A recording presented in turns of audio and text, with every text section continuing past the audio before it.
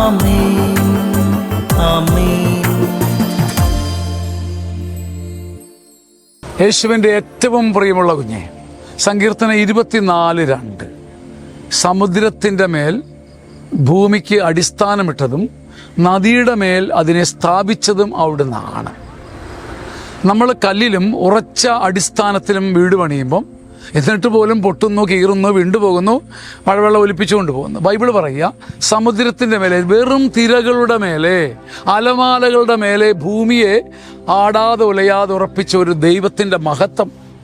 ഒഴുകുന്ന നദിയുടെ മുകളിൽ അടിസ്ഥാനമിട്ടവൻ എന്ന് വെച്ചാൽ നാം എല്ലാം ഉറപ്പുള്ളതിനെ തേടി പോകുമ്പം എന്നിട്ട് ഉലയുന്നു. ഉറപ്പുള്ള വീട്, ഉറപ്പുള്ള സ്തംഭത്തെ, ഉറപ്പുള്ള ബന്ധങ്ങളെല്ലാം ഉടയുന്നു, പിടയുന്നു, അകലുന്നു. എന്നാൽ ദൈവത്തിന് അസ്ഥിരമായതിനെ അടിസ്ഥാനമാക്കാൻ പറ്റും.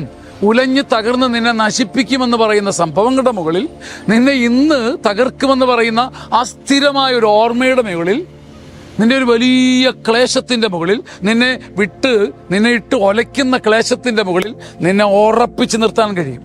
സമുദ്രം, നദി, നിന്റെ സങ്കടങ്ങൾ, നിന്റെ കൊടുങ്കാറ്റ്, നിന്റെ അലകടൽ, നിന്റെ തിരമാലകൾ, അവയ്ക്കെല്ലാം മുകളിൽ നിന്നെ ഉറപ്പിച്ച് നിർത്തുന്ന ദൈവം മരിച്ചിട്ടില്ല. ഇത് ചങ്കിൽ വീണ്ടും വീണ്ടും എടുത്തു വെച്ച് ജീവിക്കണം. ആമേൻ, ആമേൻ, ആമേൻ.